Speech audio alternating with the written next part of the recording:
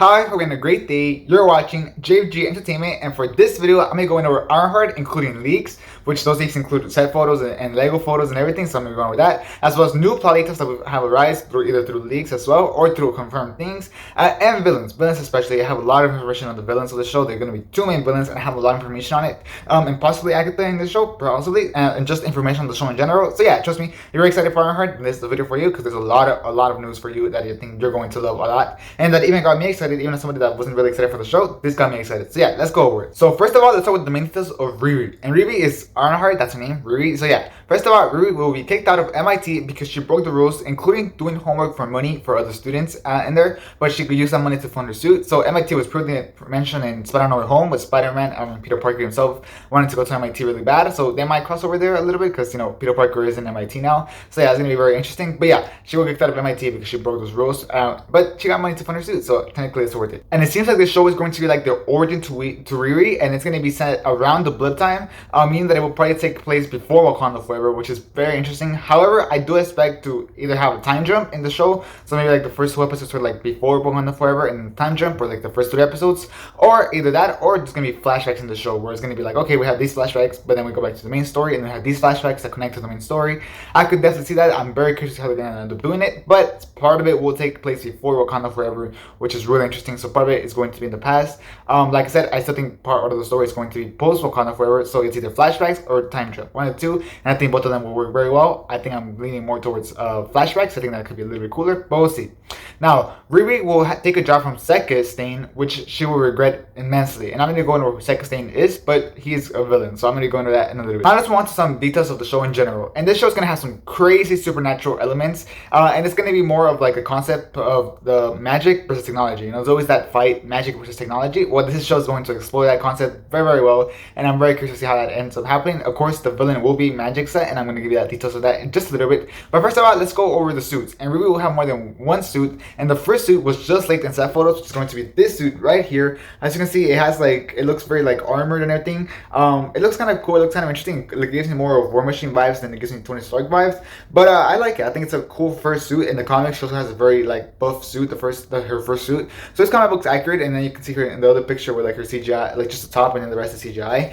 So yeah, I think it's interesting. I don't know how long she's gonna have it. I'm guessing it's just for the flashbacks, because I think she's gonna have a different suit in Wakanda Forever. And why do I say that? Well, because these Lego photos come from the Wakanda Forever Lego set, and as you can see, she has like a completely different suit already. So yeah, I do expect her to change her suit from Wakanda Forever, and then from there she's gonna have like that cool, nice slick suit from the comics, which is this one, which I really like, the pink kind of suit. I think that suit's gonna be super awesome. I think she's gonna have that suit for sure. But yeah, these Lego set pictures give me the impression that yeah, she's gonna change her suit. So I think the first suit is gonna be for like the first part of that show, or either that or like her flashbacks, and then boom, we got her new suit, which I think her new suit is gonna look really, really sick. I'm really excited to see it. We also get to see set photos from the main villain, or one of the main villains, Red Hood, right here, and he will be played by Anthony Ramos, who is seen in the images himself. You can see that in his photo and his face. And if you remember Anthony Ramos, he's from In the Heights and Hamilton, so if you've seen any of those projects, I'm sure you love him very much. He's very good in those projects, and he will play a much larger role in the MCU, just like Kang was introduced in Loki. Obviously not as big as Kang, because Kang is like a whole different level, but he will be playing a much larger MCU role in the future. So I don't expect him to die. He's probably just there starting. So yeah. And the rumor is that Agatha will be his magic advisor to Red Hood, which is super interesting. Probably because, you know, Agatha, Wanda kind of died in Multiverse of Madness, so, you know, I think Agatha got freed from her magic, and boom, now she's back to causing problems. And that's super interesting, because he is magic related. Now, who is he? Well, in the comics, he runs a gang of villains, including the Wrecking Crew, who will be showing up in She-Hulk. That's already confirmed, so that's very interesting. Scarecrow, which is interesting that Marvel has Scarecrow, and so does DC. It's kind of funny about that. Madame Mask, who's a villain in the comics of Hydra, so that's super interesting. And a lot more villains, lower scale, of course. But yeah, he runs a gang. Now, his powers. What do his powers include? Well, his powers come from the red cloak that he has, which is why he's called the Hood. Like, he has like, it's the hood. You can see he has like a hood. And not just the cloak, but it also comes from his boots. I don't know if they're gonna go with that in the MCU. I think they might just keep it as the cloak instead of the boots, because I think two things is too much, but we'll see. Now, the red cloak and the boots originates from Dormammu, who was last seen in Doctor Strange, and is a super powerful magical being in the MCU and the comics. And I fully expect Dormammu to have a comeback in the MCU. I'm kind of surprised he hasn't come back yet. You know, we saw him in Doctor Strange, like I said, last, and he was like super powerful. But then that was it. You know what I mean? That was it. So I can't wait to see where he comes back. And he's an incredibly strong strong villain. Maybe they're saving him up for after Secret Wars, but I'm very interested to see where he's going to come back. But yeah, the magic red coat and the boots come from Dormammu, so this might be a little cameo for Dormammu, which I think would be super cool and super interesting. And his powers include magic, whatever that is. I don't know what exactly magic is. Teleportation, which is really nice. Kind of like Cloak and Dagger. You know how Cloak can teleport. However, I think he can just teleport himself, which is interesting. Energy projection, which is super cool. So just like you know how Loki has that, where he can project himself, kind of like that. Invisibility, which is interesting, so he can go invisible, which would be very, very useful. Airwalking, which I think would be super cool, just to show that thanks to his boots, you know, he can airwalk. Power blasting, boom, boom, boom. You know, almost every villain has that, and almost every hero has that too, and I think it's super cool. Illusion transparency, so kind of also, again, like Loki, he can project himself, and then you can go through him. You know, I think that'd be super cool. Resurrection.